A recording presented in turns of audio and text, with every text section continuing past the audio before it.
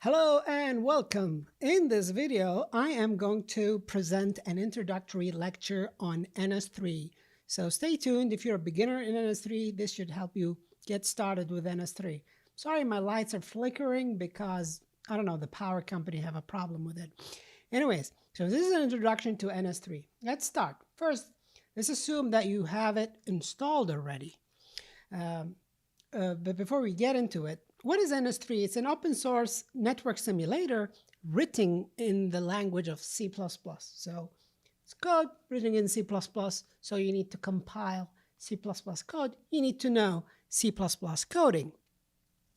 And you can simulate complex and simple networking scenarios.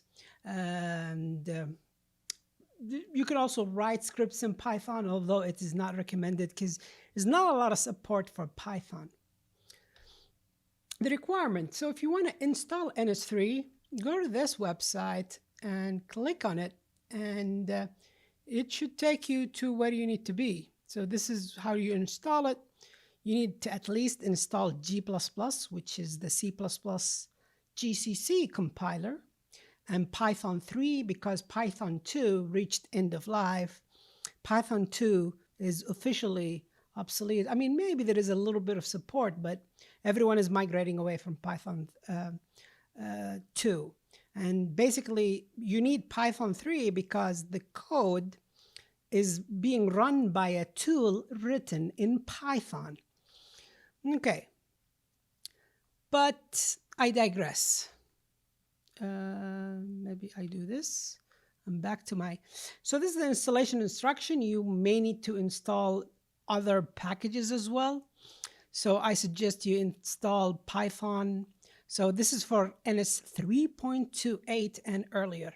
So if you're using a newer one, skip this line. For Python 8, Ubuntu 18 and NS 3.29 and later, we will install these components. I'm interested in PyGraphViz, Cairo, which is, I think, is a user interface or animation. But you need this if you want the PyViz visualizer, which I actually use sometimes. The rest, I don't think you need this. If you are using the Bake tool, you will install these tools. Anyway, also install GDB if you think you might need to run the simulation in a debugger. All right, you can also use Clang++, which is Clang implementation of C++, and you can actually configure it to use that compiler. To get the most recent code, or you just get clone this link, be aware that older NS3 versions used a different website. So everything is now in the GitLab instead of a different website that they used in older tutorials. You can change into Bake directory and then run the Bake tool. Of course, you might need to install some Python packages that they use. So install pip, which is the package installer for Python. It's the preferred package installer or the de facto. It's like the apt-get, but it installs Python libraries. And there's a lot of Python libraries. You want to get familiar with pip, and you want to learn Python for your own good when you play a lot with Unix and running scripts and automation and stuff like that. Anyway, but I'll assume that you have this already. So if you have it running, Bake configure, this is the latest version, 3.31 as the time of making this video. Download and then build. And then basically go to the directory 3.31 and then do make configure, which actually runs this command, configure enable examples, enable tests, waf build, and basically you build it. Once the build is done, run waf -- run examples /tutorial/first. Let me get into this directory and show you where this is. Examples, tutorials, and it is this first.cc, but there's also something called wscript file, which is actually written in Python but without an extension. If I examine this file, wscript, you can see here that the source code is first.cc, but the program is registered as an ns-3 program named first, so without the .cc. If at any time you run something that does not exist, so let me clear this, waf -- run something that doesn't exist, it will tell you hold your horses. I will show you all the list of programs that you can run from ns-3. As you can see, this is source.aodv example, different kind of ns-3 programs that you can run. Anyway, let's go back to my, that's too small now. Okay, let me go back to my lecture slides. Okay, so everything needs to be run from the ns-3 root directory. So the root directory is this one here. It has a examples, contrib, binding, build, doc, scratch, and scratch is where you put the code that you write, utils, and this is the WAF tool. So we always run it like this, WAF -- run. Okay. Let me also look at the make file. When I did make configure, I basically configure it by disabling warning errors and enabling examples. Let me do make configure to show you what my make configure does. It says that I'm using G++, that's the compiler, that's the version of the compiler, and some other things, the Python executable, the Python version.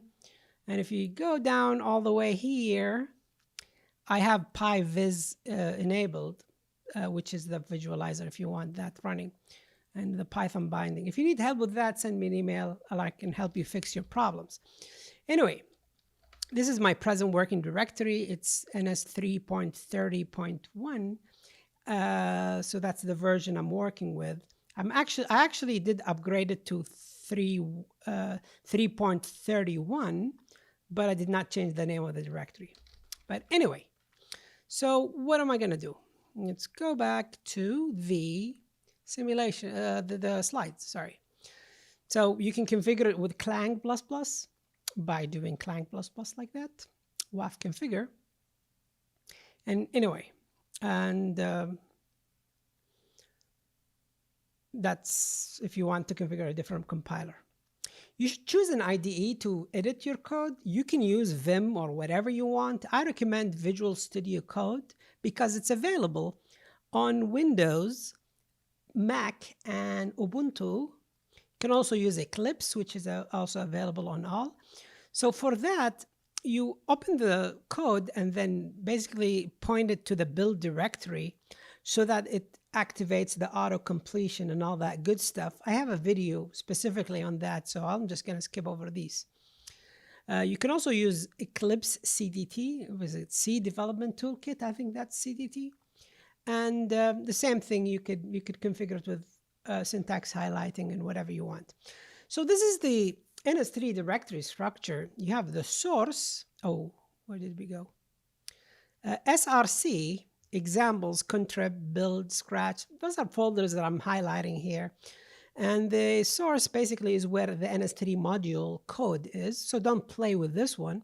Examples is where they store some examples. So don't play with this one. Don't play with that. Contrib if you want to create your own libraries. So you probably don't want to create your own libraries yet. Build is where newly created, basically whenever you build code, the executables and the header files are copied there. Scratch is where you play. So Scratch is where you have your code, your examples, your projects. And in most directories, there is a file named wscript. There is a wscript inside source. There is a wscript inside every folder inside source, and then within every folder inside source, there is a folder named examples, and it has a W script. Now, let me just show you this quick. cd source. There you go. There's a W script. Let's open network. There you go. There's a W script. And inside examples, there you go, W script. And if I look at this one, W script, it has it creates, basically it points to the header files and it names the program. So I can actually run this as a program by doing waf --run. And okay, I have a, let me clear and let me header. So it runs that code, or you can also do it like this: source network examples main packet header without the CC. Same thing runs. I'm not sure if it generates any file. No, it does not generate any file. You don't do .cc in this case because that's how they registered it. Anyway, so moving forward, this is why they're registered like that. You can run some examples from the examples directory. For example, here UdpEcho, which is one example, which is in this file, udp-echo.cc. Whenever you run waf to run a program, all code that is under Scratch will have to be compiled, so there should be no errors. And if you didn't disable warning error, then if there is warnings, it will stop on warnings. Anyway, so this example, if we run it, UdpEcho,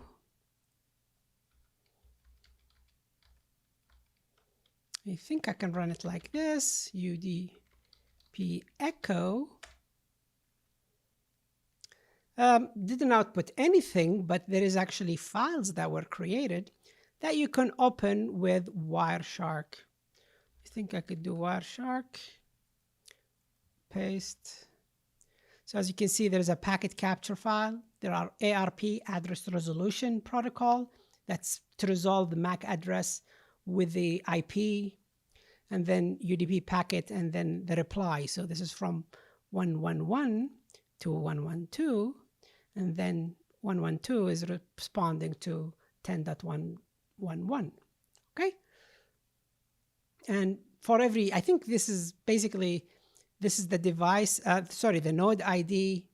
So basically it's numbered like that. Anyway, there's also a trace, udpEcho.tr, which is an ASCII code of the example. Anyway, let me remove -f, udpEcho. Let me just remove all these directories. So all files created relative to this path. So if you can create a directory, my output, so you can point to it from your programs like that. Anyway, going back to my lecture slides. So yeah, you could examine these PCAP or the trace files in ASCII. If you need to pass arguments, then you write the program name, quotation, right? So if you create a directory under Scratch called project1, and you can put multiple files, C++ files, but one of them has to have the main function.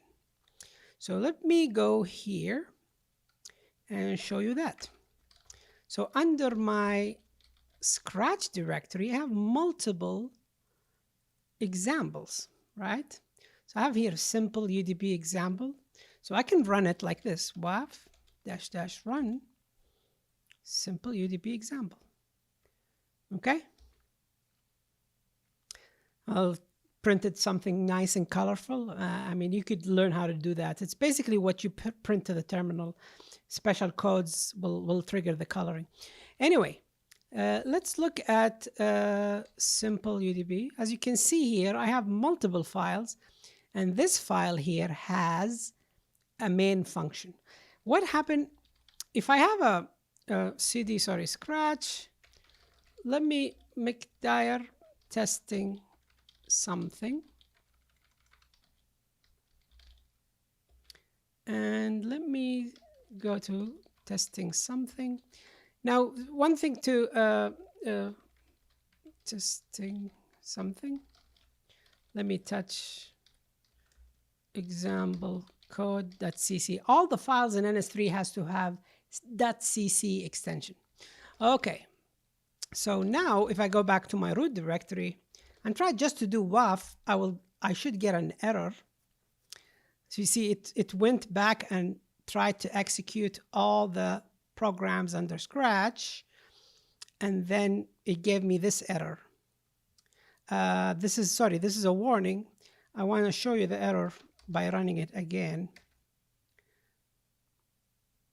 Yeah, so this is the error message. It says undefined reference to main, because that folder within Scratch has to have at least one .cc file that has a main function. Okay, let me go to Scratch and rm, what is it called, testing something. Yeah, so that we fix it. Okay, moving back, if you want to pass argument, you put the program name and the argument between quotation. And the way to pass argument is the ns3 have a command line interface that is used to handle and parse the argument, which I will show you later on in a bit. If you need to run it in a debuggers, then you use you run this is a program name under your Scratch folder, and then command template gdb --args %s. So I think whatever is here is thrown in here. I think that's how it is done. And if you need to run it with parameter in the debugger, then you basically add the parameters here. So I believe this part here is replaced by the %s, and then it runs in GDB. If you're using LLDB debugger, it's a little bit different. So you'll use LLDB %s like that. Or if you have argument, you do %s -- and then the argument. So in ns3, whenever you write a program, there is something called command line class, right? And basically we could define here command line cmd, and then I'm going to define argument that I can pass. So I can do --student --age --name, right? So student has a default value of false. X, which is the age, has a default value of 38. And the name has a default value of Adil. That's my name. And then cmd.parse argc argv. You need to do command line cmd as the first lines. Only default values precede that. If you run it with PyViz, you need to use command line interface like that. Okay, so if you run this, it will tell you, whatever you pass it. So I can pass it --name equals Stephen --age 22 --student, no argument, because this basically flips it from false to true. Notice that I don't have to follow the order, which is why this command line interface is very useful. Also, I do not have to specify them all. I just have to specify one of them. The rest will fall back to the default values. Okay? You can also run it without an argument, and every one of these will have the default argument value. Right. So in ns3, what are the components of an ns3 simulation? So in an ns3 simulation, everything revolves around nodes. Nodes are basically network hosts, right? They don't have to have a networking device, but we can add a list of devices to it. So you can see here, there is a device list, div0, div1. Usually we only have 1 or 2 devices in a node. And you can have as many applications as you want, right? So a list of applications. Now, a net device is actually an abstract class in C++ in ns3 called net device. So it's like the parent of all these net devices. And they might implement their MAC and physical layer attributes within the same class, like the simple CSMA network device, net device, which is the Ethernet, or the point-to-point. Or in the case of Wi-Fi, you need different, it's a lot of work to define the MAC and physical layer implementation. You know, with wireless, you have to distance and signal and all of that. So, and also you can have a list of applications. The list of applications are a subclass of an abstract class in ns-3 called ns-3 : application, right? And it has access to the node. You can also create your own custom application if you want, extending this class. And you can add application to nodes, and you can start application. So I think we have UdpEcho application, and we have built-in applications that you can use. They're all a subclass of application. There's also a channel. So basically, when you have a net device, two net devices are connected to each other. And what governs that connection, basically the delay, the propagation delay, stuff like that, is in each corresponding channel object. For example, in a CSMA net device, which is of the Ethernet, there is something called CSMA channel. And for Wi-Fi phi, which is physical, there is something called YANS Wi-Fi channel. YANS is yet another network simulator. And as you can see, there is, for the WaveNet device or Wi-Fi net device, there is a regular Wi-Fi, and the Wi-Fi MAC is defined in a separate class, and the physical layer is defined in a separate class, just because it's a lot of code. So here's an example. Nodes. If you want to create nodes, you could simply just do node container nodes, and then nodes that create, and you create 10 nodes inside a container of nodes. All right? And you can iterate through them like that. You can get a pointer to each node, just like this. Get at I. And if you want to get the number of nodes in a container, get n. All right? So you can also iterate through a list of net devices and a list of application within a node. We'll see that later. So I think I explained that net device is an abstract class, and you have examples like point-to-point net device, CSMA net device, or Wi-Fi net device. You can also have a net device container, which contains multiple net devices. All right? And I talked about this when I described the diagram. Just for completion, I just have it here. You can iterate through the devices of a network, of a node, by first get a pointer to a node somehow, so maybe from a node container, and then get n device. This is the number of nodes in a device, and number of devices in a node, and then get the device at I, and then do the type checking if it's and then you do the casting if you want to perform the casting and whatnot. Because this is a general net device, is an abstract class. If you understand polymorphism in C++ or in programming, that's how it's done. Okay. Channels, I talked about channels. You don't usually deal with channels, but basically it's what governs the propagation, delay, and loss in case of wireless or in case of, wired. Packets, that's how we exchange data in the internet, although we have frame and segment, but in ns-3 we just say packet, right? We remove and add headers. They're added as the packet goes around the simulation. They can contain headers like IP version 4 header, or an ARP header, or an Ethernet header. So an Ethernet header is basically a packet within the link on a CSMA net device. So it's like a Ethernet connection. ARP is the address resolution protocol, or an IP header. So usually that's buried deep. And then there is a TCP header or a UDP header, and so on. Okay. And also you can attach headers to a packet, but I actually recommend doing it with tags, and I'll describe that later. So to create a packet, an empty packet is like this. This is a packet with 0 payload.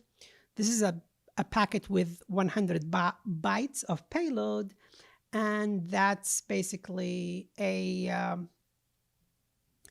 of all zeros, okay? You can also specify a payload by saying it's this string converted to a byte array, and then use the byte array and the length of that array. Okay. Can enable printing, because if you want to print packets using the toString function, then you do that.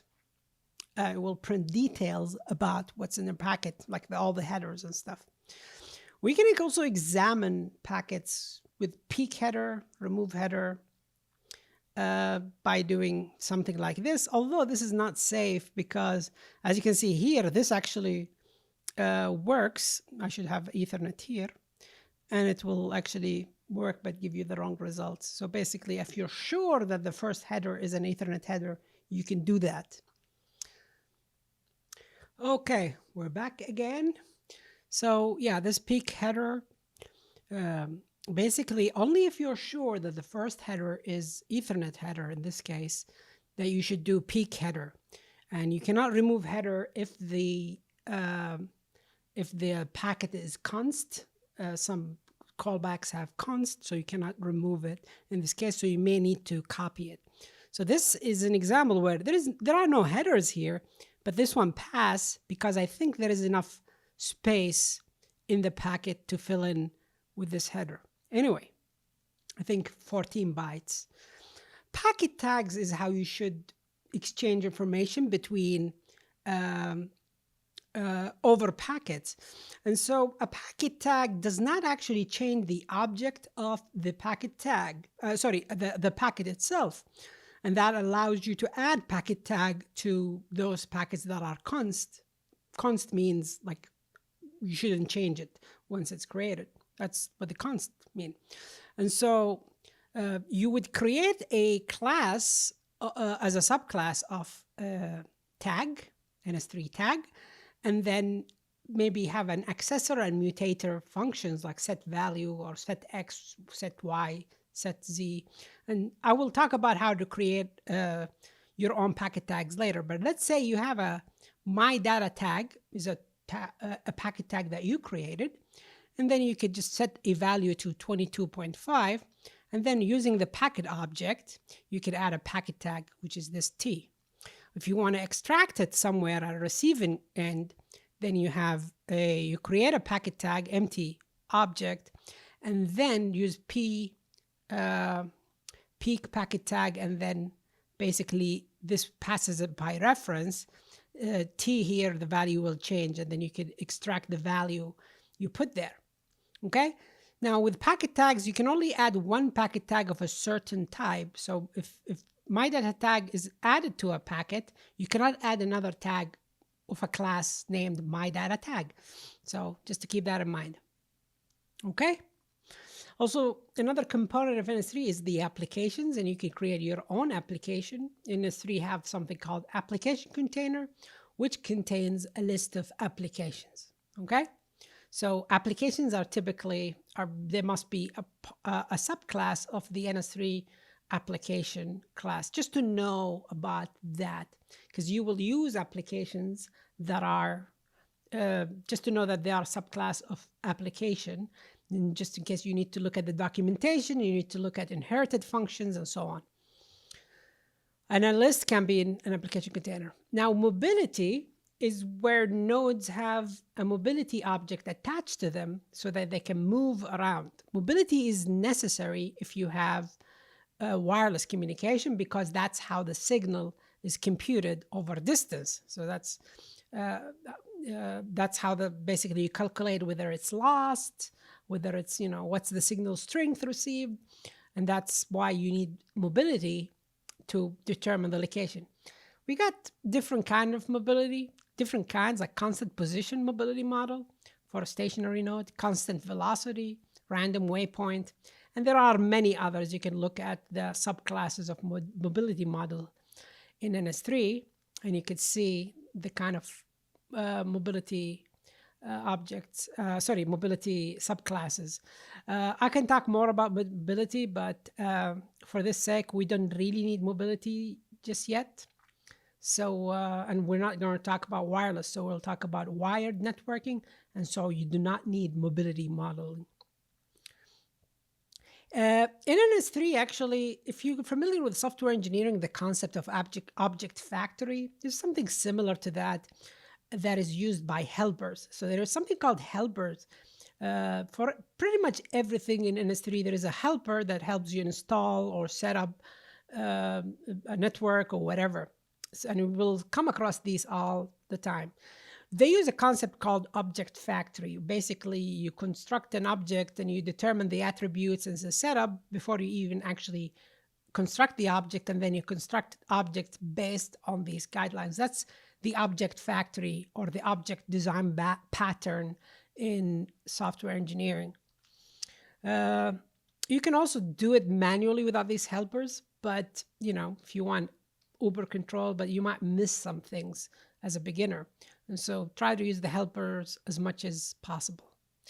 Here's an example using the point-to-point helper. Basically, we want to create node 0, node 1. They're connected by a direct connection. It's a point-to-point protocol. And these hosts or nodes will have a point-to-point net device in each of them, and then they communicate directly without anything in between. So here's how it's done. A node container, we create 2 nodes. Then we use the point-to-point helper, okay? We want to set the device attributes. It has this transmission rate or data rate. That's the attribute name. We'll talk about attributes later. And string value 5 Mbps. And then the channel attributes has a delay of 2 milliseconds. You can also use US, which is microseconds. And then you do net device container devices, which is this net device container, point to point, which is this object here, that install nodes. The point to point that install must take a container that has exactly 2 nodes, or you could pass 2 node pointers so that you create the link. And basically that creates the link. So this is part of the code that does that. There's nothing, there's no data, there's no nothing, just 2 nodes and a connection between them. Now, we will want to set up the internet stack, basically IPing and all of that good stuff. So basically it's as simple as doing internet stack helper stack that install nodes. So this is the node container. Then we want to set the IP addresses. So we give it a base 10.1.1.0, and this is a subnet mask. And then we will use IP version 4 interface container to basically gather up the interfaces together. And then we use address, this object right here, that assign the IPs to the devices, okay? And then the devices will have IPs with this pattern. So they will be 10.1.1.1 for the first node and 10.1.1.2 for the second node. So there's nothing flowing yet, so we will need to install application. So as I said, this is an application called UdpEchoServer, and then there is a UdpEchoServer helper, and I'm going to initialize it with port number 9999, and application container serve apps, and basically I use this helper object that install, and I'm only going to specify the node with ID 1. So we created 2 nodes. The first node has ID 0. The second node has ID 1. Of course, I could pass an entire node container and it will install it in every node of these containers, of the every node in that container. So also I want to use this application container object, and I'm going to set the starting time to 1 second after simulation starts, and I stop it 10 seconds after simulation starts. And guess what happens next? We need to install the client in node 0. And that's what I do right here. UdpEchoClient helper, echo client. The target IP is interfaces that get the address of node 1. Okay? Why? Because the server is in node 1, right? And I'm going to set the attributes of this client, UdpEchoClient, max packet. Only want to send one packet, max. So only send one packet. And I'm going to specify an interval as a time value of 100 microseconds. And I'm going to specify attributes packet size as an unsigned integer of 1024 bytes. And then basically using this helper object .install, and I want to install it in node.get0. This is here basically means the line continues here. So this is not part of the code. And then set the starting time at 2 seconds and then 10 seconds. And I believe that's the first example in the tutorial. They use this exact same code, almost exact same code. I think I might have changed the port number. Okay, and basically we can run this and see how it goes. I think this example, let me vim source, what is it called? Examples. Was it examples? No, vim examples tutorial first CC. So I added some code here, but basically we have it right here. I'm setting the device attribute and the channel attributes. And then here I have the echo server install. It has the port 9. I just used 99999. And then basically the, yeah. So if you run it, I think I ran it and it generated those PCAP files, or it generated output or something like that. What was the number of packet? Max packet, yeah, 1. Okay, so it's only 1. So 1 packet goes, and then run first. At time 2, client send this. At time this, client send, I think client sent 124 bytes to port 9. Client send, I think I might have changed it a little bit. Server received, and then server sends an echo back, and so on. And then the client receives it. Yeah, I think I have multiple prints somewhere. I'm not sure. Anyway, let's go back to this one. All right, a more complex example involves routers and Ethernet. So I have an Ethernet network here. The Ethernet is implemented with CSMA, Carrier Sense Multiple Access. And then there is a CSMA channel, so we give it an attributes like delay going within the channel. And we have router nodes. I have 3 router nodes. As you can see, this router node is part of this LAN. So this router node has a CSMA NAT device and a point-to-point NAT device to this guy here. And this guy here has a point-to-point NAT device going this way, point-to-point device going that way. And this router here has a point-to-point here and CSMA here to the other LAN. So this is an example. To build this, I have the example right here on my GitHub. Let me open it up. And you can actually see the code and get it for yourself. So I'm not going to go into the details of the code, but basically, I create a node container LAN 1, node container LAN 2, and then router nodes. And then I create N1 is how many nodes I want in the first LAN, how many nodes do I have in this want in the second LAN, and then router nodes, I want 3 routers. And then I want to add the first router to LAN 1 because it is part of LAN 1. Then we use CSMA helper by setting the data rate to 100 Mbps, setting the delay to this many nanoseconds. I don't know, that was in the examples. And then define a net device container and then install in LAN 1 nodes CSMA net devices gets installed. The same thing with LAN 2. I'm going to add router at with ID 1. So the second router, I'll add it. So I think the third one is in the middle. So it's router 1 to router 2, router 2 to router 3. So I will do the same thing and then install, and I give them that connection. Now I'm going to use point-to-point net device helper. I'm going to give it a data rate of 10 megabit per second and a delay of 2 milliseconds. I'm going to create a net device container first hub links. And in this case, I'm going to install point-to-point net device between router node at 0 and router node at 2. So router node at 2 is in the middle.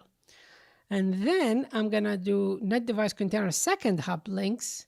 I'm going to install another point-to-point net device into router at position 2. So I have 3, 0, 1, 2 in the router nodes between 2 and 1.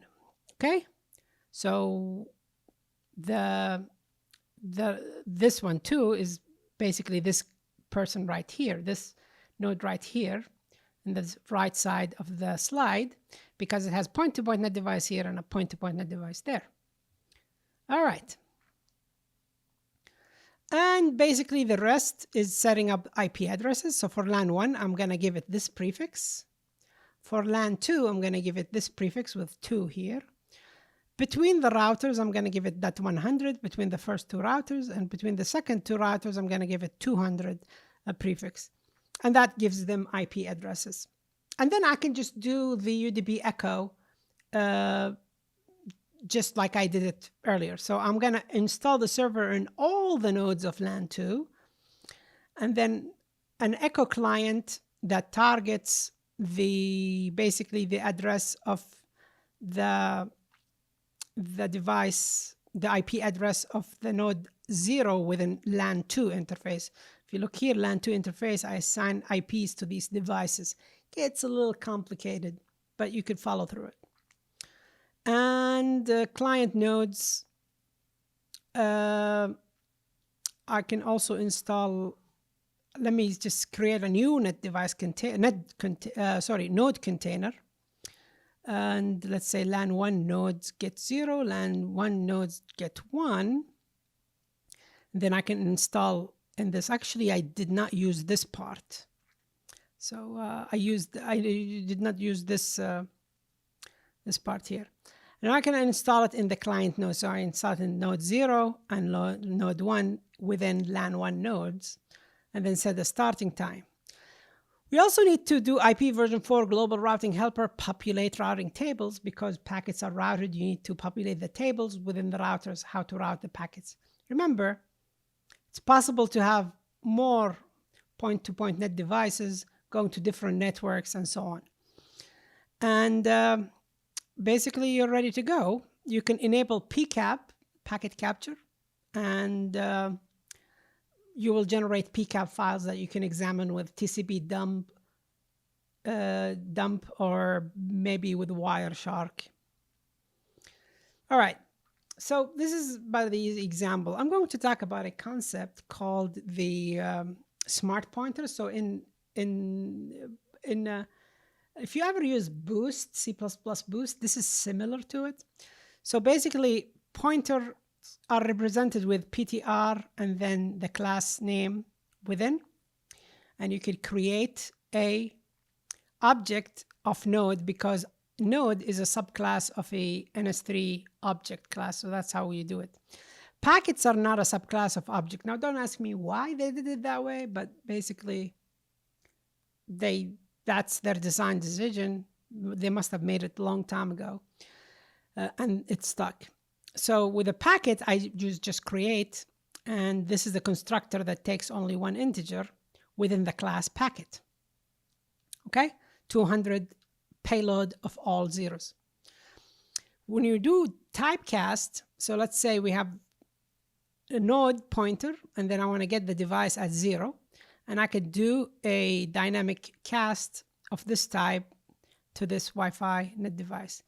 You can also check the type, and I believe I have it somewhere here, when I talked about iterating. So you could check if the instance type ID of the device is this type ID, then you can safely perform the casting. Let me go back here. Okay. You can copy using copy object. So I can copy a node to another node, just in case you want to use that functionality for whatever reason. And because packet is not a subclass of ns3 : object, you copy a packet by just using the function copy, packet pointer to packet copy. Then you can get a copy of that packet. So in simulation, you want to simulate an event. This is a complete code. I'm going to include ns3 core module, and I'm going to call this schedule. It's not I here. It should be some time. So let's say at time 1, after simulation starts, call my function. So this gets called, prints the time. And then I can also call a function with parameters by doing and parameter function, and then the parameters, first parameter, second parameter gets passed like that, and then should print the result. Simulation stops at 20 seconds. And that's how you schedule an event, because you might want to do that for whatever reason. If the function is in a separate class, let's say you have a class, my class, right? And it has my class fun1 and my class fun2 with parameter.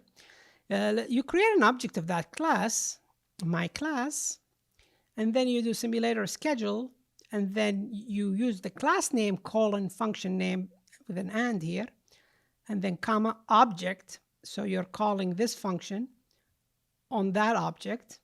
Or if you need to pass an argument or more, you can list them after that. So fun2, object, and then the parameter. Don't do function overloading. So don't have multiple functions having the same name but different signature, because it confuses this ns3 functionality. So basically create a function with a different name to do that. So there's some sort of implementation of reflection, but it's not really like a reflection. It's basically the attributes and trace.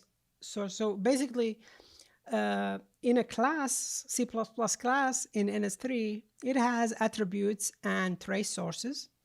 And so these are all defined in a function called getTypeID. And getInstanceTypeID is used to get the runtime of the object. If you know your polymorphism, you know that you can use a general class and then you can downcast it to the subclass if you're sure it's an instance of that class. Otherwise, the cast fails and you get an error. So the attributes, we have seen them here when I do the UdpEchoClient. This is an attribute in UdpEchoClient. So I have here ns3. And let me go to the documentation. And I'm going to go to the documentation. And I think it is Doxygen. I want to look at the Doxygen. Let me increase that. So I'm going to go to the class UDP. So I'm going to click here, all attributes, UDP, UdpEchoClient. As you can see, it has max packets, interval, remote address, remote port, and packet size. And if I examine here, and I go here more, you can see here the type of each attribute. So a time value or an integer value or an address value and so on. So I have here max packet, interval. So they are attributes, and they use an object factory to set everything up there. Yeah, of course, you can use the normal programmatic way. So if I iterate through an applications of a node, this getIn application gets the number of applications installed in a node. And then maybe I want to check if it's an instance of UdpEchoClient, downcast it, and then call the function setDataSize instead of using this packet size like that. But also, the attributes, the reason why they have attributes is they have this way where you have a string path to all the applications or everything in the simulation. For example, if you want to change the packet size to 512 in all the applications in ns-3 that are UdpEchoClient, it goes and iterates through all the nodes. So star matches all the node IDs. And then within every node, there is an application list, because in the node class, there is an application list attribute, right? And then star, because you have 0, 1, 2, 3, 4, 5, whatever number of applications you have there. And then here, confirm that it is a subclass of UdpEchoClient. And then within UdpEchoClient, this here is an attribute of UdpEchoClient, and then set it to uinteger value. Let me look at the node class just to show you what I mean. If I go here to all attributes and ns-3 node, as you can see, I have a device list and an application list. And this is why I have an application list here. Also, if I go here and examine, as you can see, application list is an object pointer container value, which is why here there's a star which matches 0, 1, 2, whatever number of applications we have there. And yeah, basically set it to this value. This string is called the path to an attribute.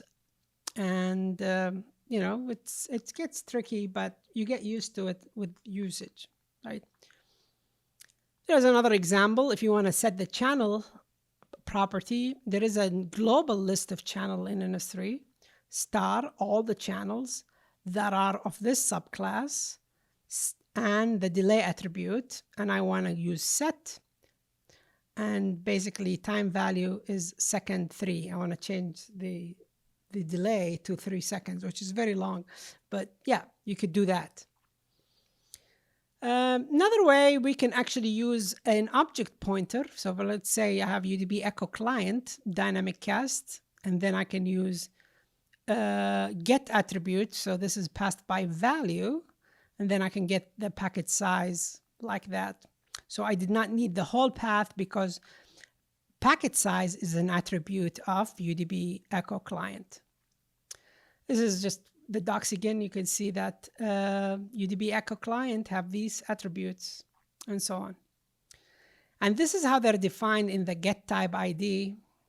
You don't need to understand this, but just in case you want to look at the code, this is how it looks like and how it's defined. Trace sources are very important. So these are events that get triggered over time. So that you access them just like you access attributes, but you need to specify a callback function that has a specific signature. So here we do config connect all the nodes, all the application, UdpEchoClient, trace source is tx, which requires a signature that have packet with const here. And a context, basically this, whatever matches, whatever string matches here. So if it matches 0 or 1 or 2, that's the value of the context. So because this matches multiple, can potentially match multiple nodes. And if I look here at trace sources, UdpEchoClient, as you can see, we have tx, rx.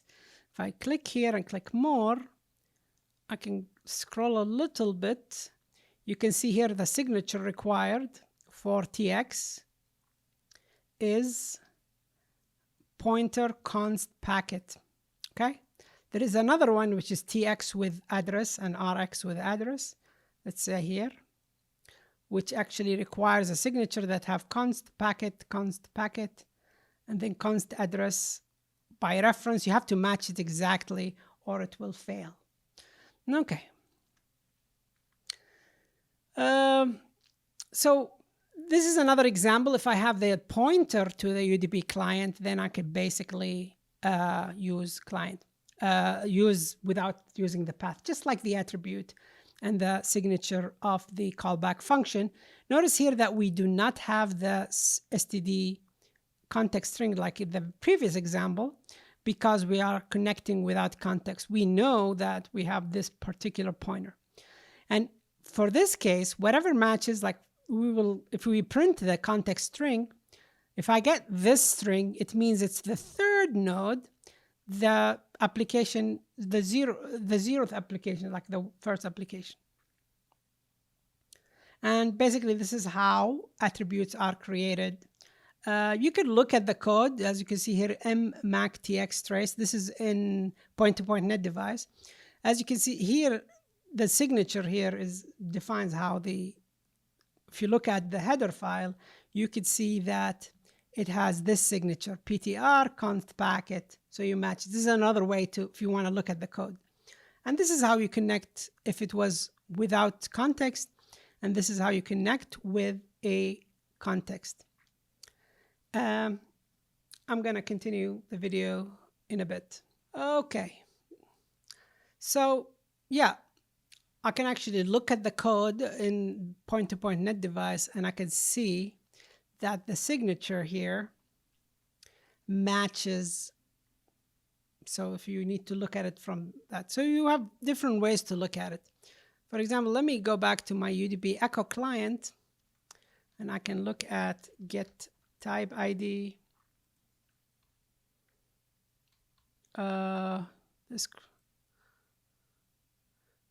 Get type ID. If I look here at TX, as you can see, the signature is ptr const packet. And with two addresses, it's ptr const packet, const address. So if you need to know the signature, I will help you with these if you need help, if you ask me a question, if you need to inspect certain things. Okay. This is another example if we want to use Rx with address, which is in the UdpEchoClient. This is the signature required. So this is the callback we created. If we connect using the object without context, this is the signature. Or if we connect with a path, then the context here will be the path, and this is the signature matches what I was looking at earlier. Okay. Here's another example. I'm going to connect to node list star, device list star. So all the nodes, all the devices, but the devices that matches point-to-point net device. And I want the event mactx and the make callback to and mactx trace. And this fires whenever this device sends something, right? You can look at the simulation here. The documentation here, trace sources. So point-to-point net device, there is mactx drop. There's a lot of them. And I can look at the details and mactx. You can see the signature is ptr const packet. And that's why we have ptr const packet. And the first argument should be the context in case we're connecting with context like that. If you need if we can use this if we have a pointer to that device, but I don't want to do that.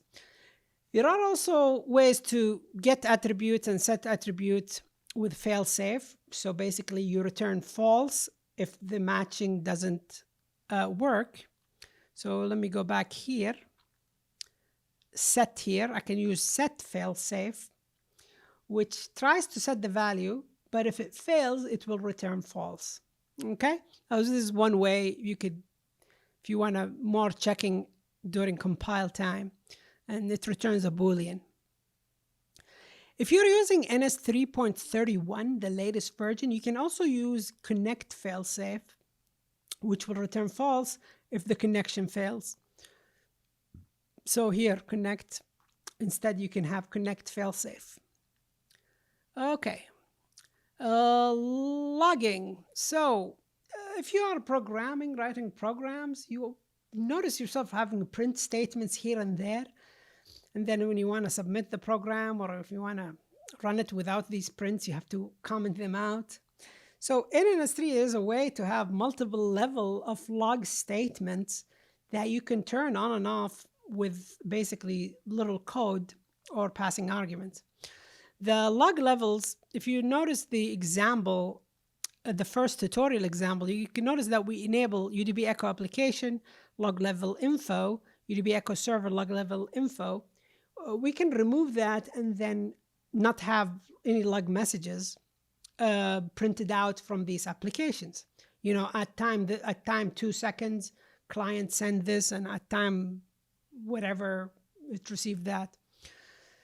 So this is called a log level info. You can change that to log level all to basically log everything, even function calls and everything. There are different levels: info, warn, error. Error, warn, debug, info, function, logic, all. All means all log messages. And then logic is from logic all the way to error. Function, logs function and above. Info, logs info and above. Debug, log debug and above, and so on.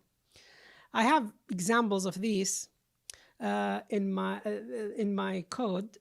And you can also see it around in ns-3. You can also enable logging from command line. So before you run the WAF like that, you can pass ns_log equal UdpEchoClient application, and then you run the example. You can also enable what level, and you can enable multiple ones if you use quotation, and then column between each component. And here with UdpEchoClient application, I'm logging everything. And with UdpEcho server application, I'm logging level info. And then basically the rest is WAF, whatever. Okay? By default, if you don't specify a level, it's all. Here's an example of little code. So if you have any piece of code, you can use ns_log_component_define, give it some name. I'm calling it my beautiful program. And basically in the main function, I have log component enable, my beautiful program, log level warn. So what will be printed here? It will be warning and higher. So it should print, this is a warning message, this is an error message. It will not print the info message. And this is ns-log uncond, which will be printed regardless. And yeah, basically that's what we do.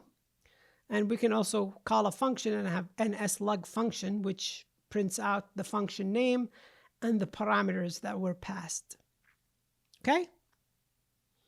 So I can also call this like this, my beautiful program, and it will only show warning, but not error in this case if you pass it like that. Anyway, that's my bathroom. Anyway, so my beautiful program, all function. So you could basically log level. You can also have prefixes before the log messages. And in this case, the prefix is function. So the function name where the log message happened. You can also have time. And by default, if you don't specify it, it will do node, time, and level. Let me explain that, show that with this example. I'm going to go ns-log UdpEchoClient application. And let me just run it like that. As you can see here, this is the time the log message happened. The node ID, if it's unknown, it will be -1. And then the constructor call, set data size. And then now this happens at node 0 at this time. These are the prefixes. And then the function name. As you can see here, it's the time the event, the log message happened, the node ID, if it's possible to obtain it, and then the function, and then the log level, and then the actual message. Okay, so I can actually do this equal info, and it will only print the info. I can do node, I think. No, I got what looks like a Java error. I think it's like this.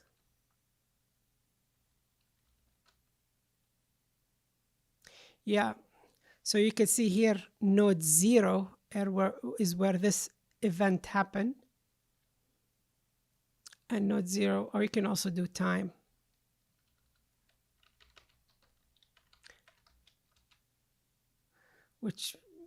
So as you can see, for UdpEchoClient application, I'm having the time followed by the message, right?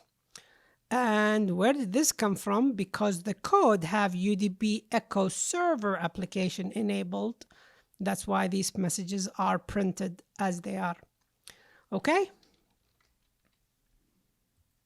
All right.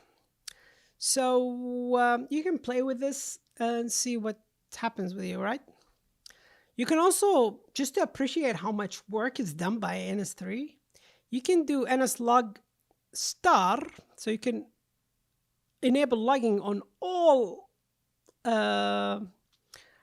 component, and you can enable log level info, and you can see that you will have a lot of things. There's a lot of things happening in ns-3. Star equal info. So there's a lot of work happening. Let me just do a function so that you see, or is it func? Yeah, it's func, sorry. And this is all the function call. It's supposed to do more than that. Let me just do star. Let me just do star. See all log functions. There's a lot of log functions. There's a lot of things happening when simulations are created. Let me just stop this because this will take forever. All right, back to this. Anyway, visualization. So if you can generate, there are two types of visualization in ns-3. There is the ns visualization. So I have here, let me open a new directory, change the font, ns. If you build it, I think it's like this. Did I ever build it? I don't think I built it. All right, anyway, I have a shortcut for it. So ns, if you have it, it will be this application where you open an XML trace and see the simulation, visualize it offline. So in order to do this, you just have to do packet enable metadata and animation interface anim and a file name to store it. That's it. It will generate offline trace that you can visualize later. You can also use PyVis, which is a visualization, live visualization of the program. And the way to do this, let me go back to this one. WAF dash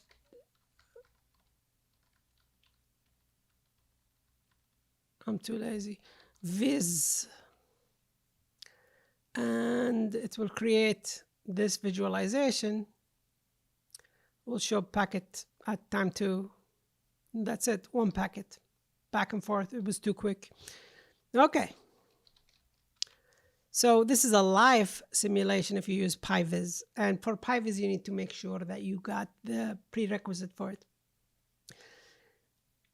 This is how you run a program with PyVis. It requires command line cmd, cmd.parse argc argv to be done at the beginning of the main function, so that because this is an argument that gets passed and has to be parsed. If you need to do PyVis with what you call this, a command line argument, then this is some program, and then you pass the argument between quotation, the program name and the argument, and then pass --viz. Here's an example with UDP socket, just basically creating the socket ourselves.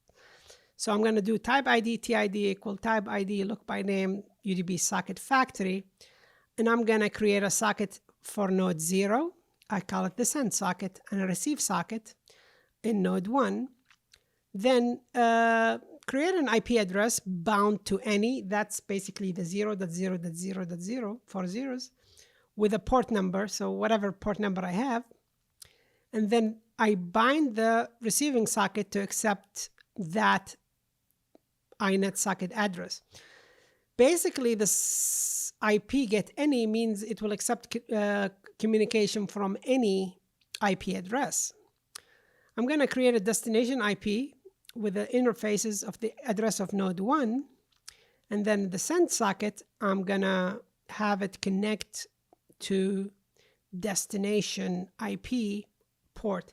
It's not the connect as in connection, but because UDP is connectionless, but basically this is the function that we use. And then I can have a receive callback. So for the receive function, set receive callback, make callback, receive handler, and this function here will have the socket. Whenever a socket packet is received on that socket, I'm going to print the output. And then this is the rest of it. I can create a packet and then call the send packet function using the socket object and the packet object. As you can see, this is like socket object and a packet object. And then I'm going to send the packet on the socket and then schedule another send in 1 second. So it will keep sending packets every second if you want. For fun, I'm also going to connect to MacRX for point-to-point net device and then just print that information. You can also create an application, your own application, and put these sockets in them. Although that's a little bit more advanced, but I have the example here, just the skeleton, and I have the code in my GitHub repository. You can access that if you want to. So in this example, we create the UDP applications, or sorry, the UDP simple UDP applications, which is similar to the UDP echo, but this time I'm not using a helper. I'm using my own object and just creating it as it is like that. Set the start time, and then maybe get the add the applications to the nodes, and then here's a destination IP. Create a packet and then call this function. Schedule a call to this function using the object to that application, the packet, the destination, and the port. Because this here send takes packet, destination address, and the port number. The code can be found here if you need it. I have simple UDP application, UDP socket application. Anyway, so yeah. The last thing here is packet tags. I do not expect you to create packet tag like if you're a beginner, but you need to create a class as a subclass of a packet tag. And you need to, basically in this example, I have node ID, timestamp, and a position. And so I create instance variables, and I have accessors and mutators, and then subclasses of, inherited functions from the tag have to be implemented. So the inherited functions serialize and deserialize has to be done in the same order. The same order we follow here is the same order we follow here. So basically, serialize the timestamp, serialize the X and Y and Z of the position, and then serialize the node ID. So we use write double, write U3, and then the reverse is done for deserialize. I actually have an example on this in my GitHub as well. I should visit that right here. So you can go to examples. I think I have that custom application. So I think I have it here. Maybe I should put it in a separate class. So I have a class here that has the definitions, and then I have the .cc, which basically I do the serialize and deserialize functions. Anyway, I think that's I've covered enough about the ns-3 introduction. If you have any questions, email me at my email. And good luck. If you're one of our Clemson students, you could reach out to me on my Clemson email. You can ask the professor about my email. I'll post it here. And if you're a visitor from the interwebs, hi, subscribe to my channel. And thank you very much for watching. This has been long video, and I'm tired. So thank you and have a nice day. Subscribe to my channel and like it and share it with people who might be interested. Bye-bye.